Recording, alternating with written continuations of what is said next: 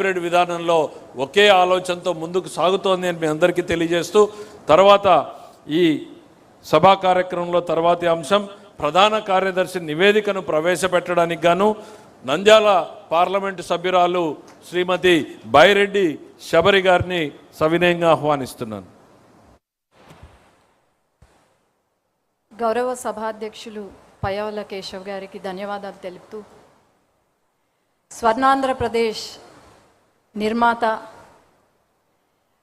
అభివృద్ధికి care of address, అలాగే దేశ రాజకీయాల్లోనే కింగ్ మేకర్గా మన పార్టీ అధినేత గౌరవనీయులు ముఖ్యమంత్రి గారు నారా చంద్రబాబు నాయుడు గారికి, అట్లాగే యువ నాయకులు మన party working president Nara Lokesh అన్న గారికి, వేదికపై ఉన్న పెద్దలకి, అట్లాగే దేశ విదేశాల నుండి ఈ మహాసభను వీక్షిస్తున్న ప్రతి ఒక్క పసుపు సైన్యానికి నమస్కారాలు తెలియజేసుకుంటూ, మహానాడు ఒక సామాన్య సభ కాదు, పసుపు సైన్యం యొక్క గర్జన ఇది. అట్లాగే కోట్లాది మంది తెలుగు ప్రజల ఆశా సముద్రం. ఈ మహానాడు కేవలం మన పాస్ట్ని గుర్తు చేసుకోవడం ఒకటే కాకుండా భవిష్యత్తుని కూడా నిర్ణయించే ఒక మహా సంకల్ప సభ. ప్రతి ఒక్క పసుపు కార్యకర్తకు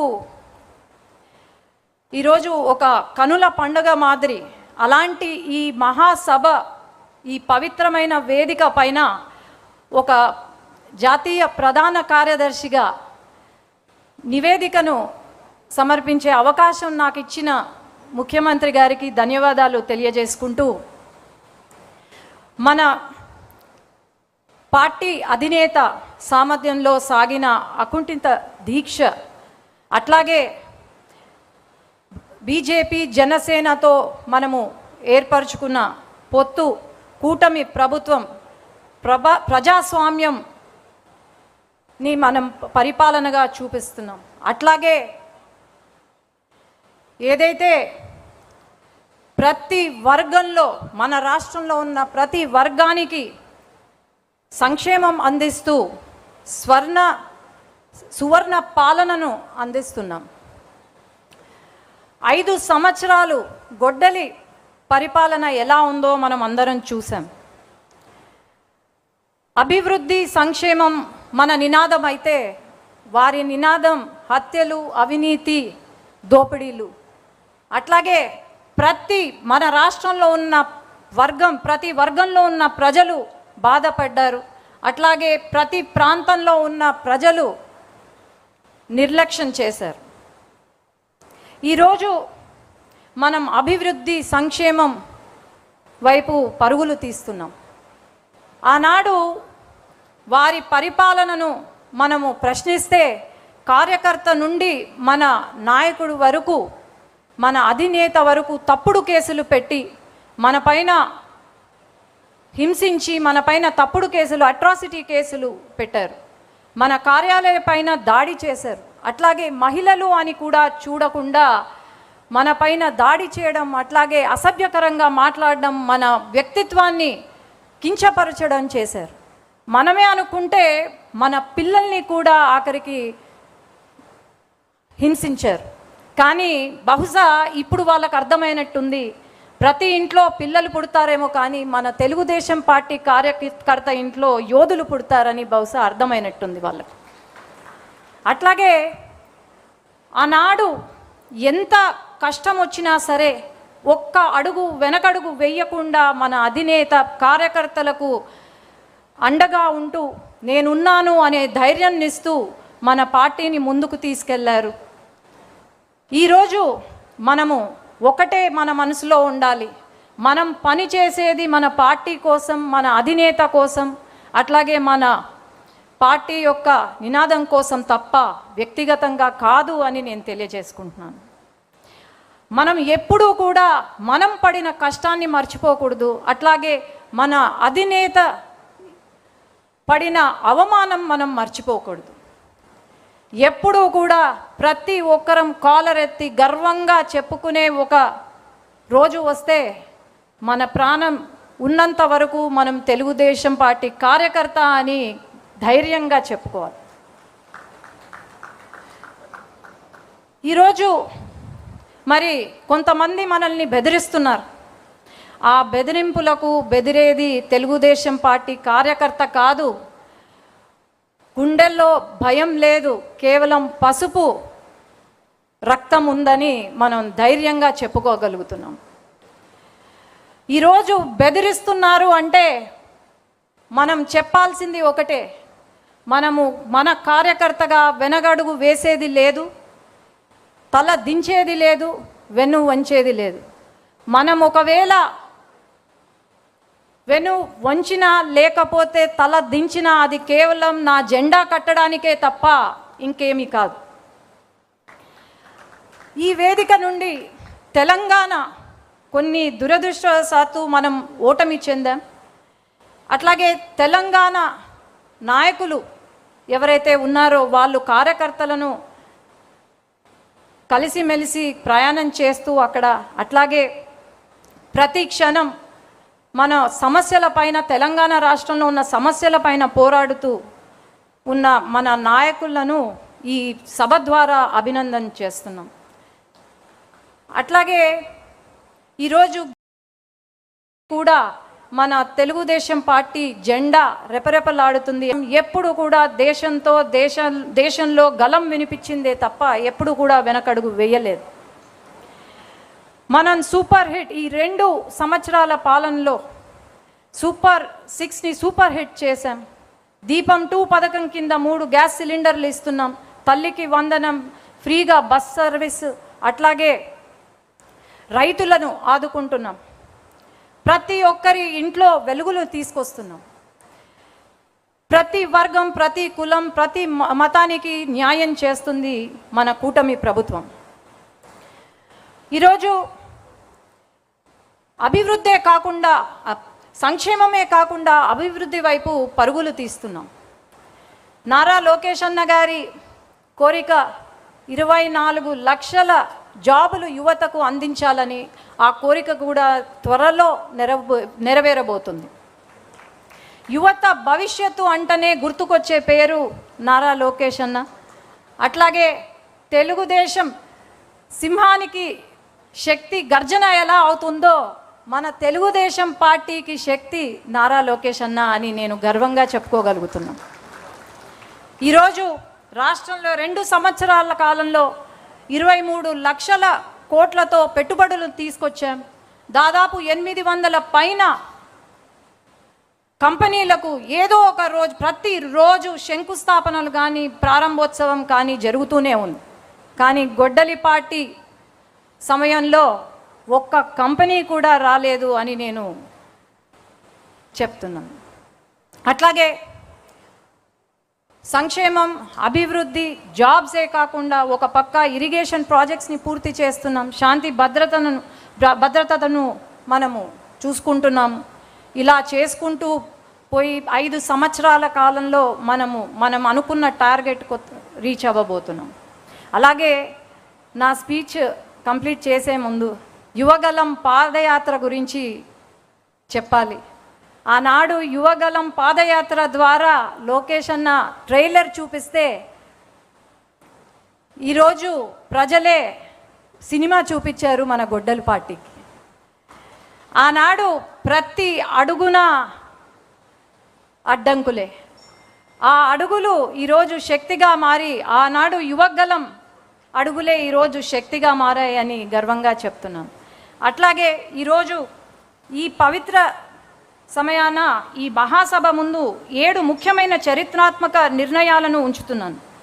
అధినేత నాయకత్వంలో మరో ఆలోచనకు తావివ్వకుండా తెలుగుదేశం పతాకం నిరంతరం రెపరెపలాడేలా ముందుకు సాగాలి.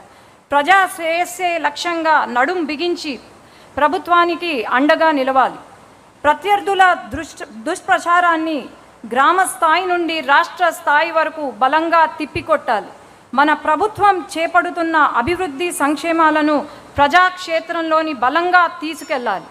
ఆధునీకరించబడిన పార్టీ సిద్ధాంతాలను ప్రతి కార్యకర్త చిత్తశుద్ధితో ప్రజల్లోకి తీసుకెళ్లి ప్రచారం చేయాలి. మన రాజకీయ ప్రత్యర్థి జిత్తులమారి నక్క లాంటివాడు. అతని అవినీతి అక్రమాలపై ప్రతి కార్యకర్త డేగ కన్నులతో నిఘా వేస్తూ ప్రజలకు నిత్యం వివరిస్తూనే ఉండాలి. కుల మత ప్రాంతీయ విద్వేషాలు రెచ్చగొట్టే అసాంఘిక శక్తులు కదలికపై నిరంతరం అప్రమత్తంగా ఉండాలి.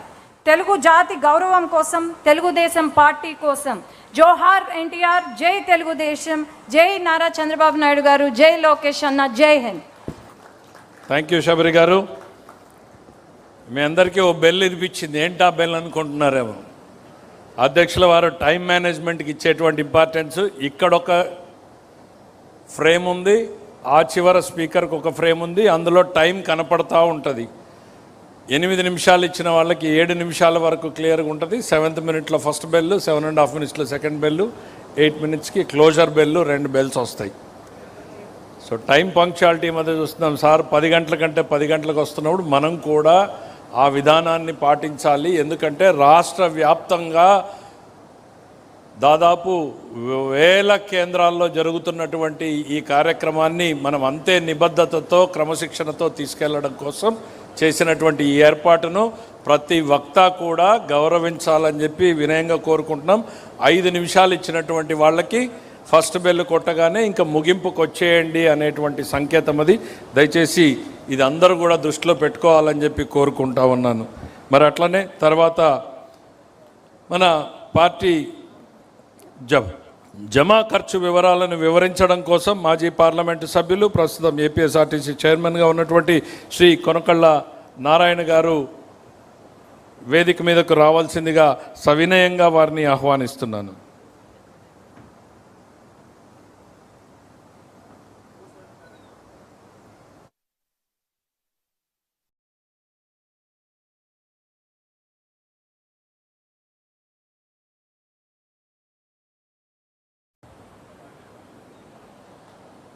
రెండు 2026 మహానాడుకు విచ్చేసినటువంటి తెలుగుదేశం పార్టీ కుటుంబ సభ్యులకు, మన పార్టీ అధినేత, జాతీయ తెలుగుదేశం పార్టీ అధ్యక్షులు, మన ముఖ్యమంత్రి వర్యులు నారా చంద్రబాబు నాయుడు గారికి, అలాగే మన యువనేత, జాతీయ ప్రధాన కార్యదర్శి, వర్కింగ్ ప్రెసిడెంట్ గారు అయినటువంటి మన నాయకుడు నారా లోకేష్ గారికి అందరికీ కూడా హృదయపూర్వక నమస్కారాలు తెలియపరుస్తూ, మరి 2025-26 వార్షిక సంవత్సరానికి ఆర్థిక నివేదిక సమర్పిస్తా ఉన్నాను.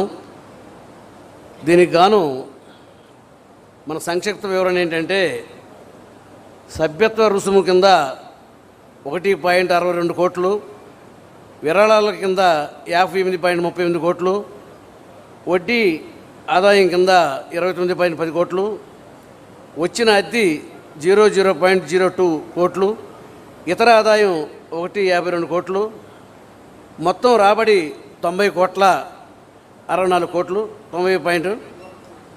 అలాగే ఖర్చులు, ప్రచార ఖర్చులు 16.52 కోట్లు, ఆఫీస్ అద్దె చెల్లించింది 0020 కోట్లు, ఆఫీస్ ఖర్చులు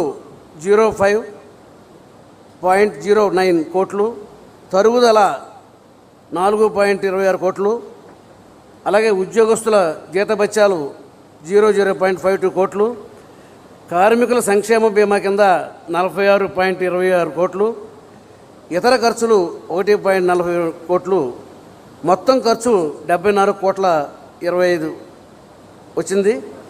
మిగులు 16.39 కోట్లు వచ్చింది. పైన తెలిపిన ప్రకారం మార్చి 26 సంవత్సరానికి 16.39 కోట్ల మిగులుతో లెక్కల ముగింపు చేయటమైనది.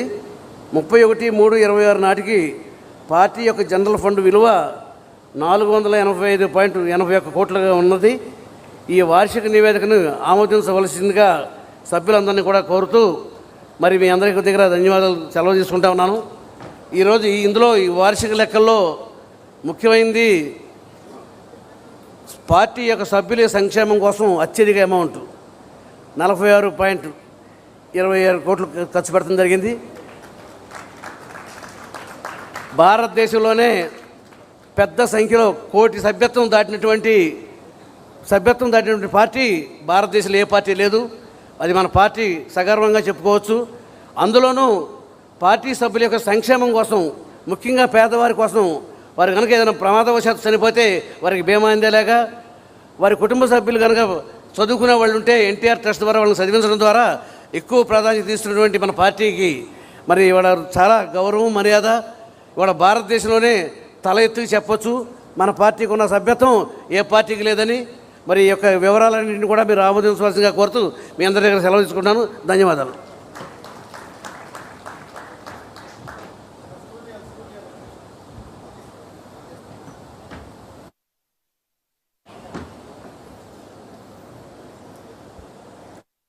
గారు జమా ఖర్చుల్ని వివరించారు, కానీ ఫర్దర్గా డొనేషన్ అడగడంలో కొంచెం మర్చిపోయినట్టున్నారు. తెలుగుదేశం పార్టీ మహానాడులో నిరంతరంగా ప్రతి నాయకుడు, కార్యకర్త ఎంతో కొంత తనకంటూ ఉత్సాహంగా పార్టీకి విరాళాలను ఇచ్చేటువంటి ప్రక్రియ దశాబ్దాల పాటు కొనసాగుతూనే ఉంది.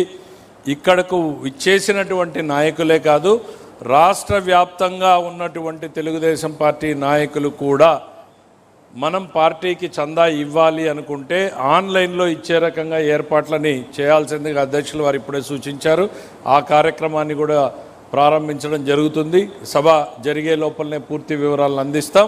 ఇక్కడికి వచ్చినటువంటి వారు తమ ఏదైనా ప్రకటన చేయాలి తెలుగుదేశం పార్టీకి సంబంధించి విరాళాలు అంటే దయచేసి మీరు ఒక స్లిప్ మీద రాసి పంపిస్తే దాన్ని అధ్యక్షుల వారికి ఇవ్వడం జరుగుతుంది అనేటువంటి తెలియజేస్తున్నాం. చాలా కీలకమైనటువంటి ఘటనలకు అడుగు పెడతా ఉన్నాం. అలు పెరుగని జీవితం ఆయనది, 5 దశాబ్దాలుగా అలసిపోని రాజకీయ ప్రయాణం, నిత్య స్వాప్నికుడు, అద్భుతాలు సృష్టించే శ్రామికుడు, కపటం తెలియని రాజనీతి, ఎల్లలు దాటిన ఖ్యాతి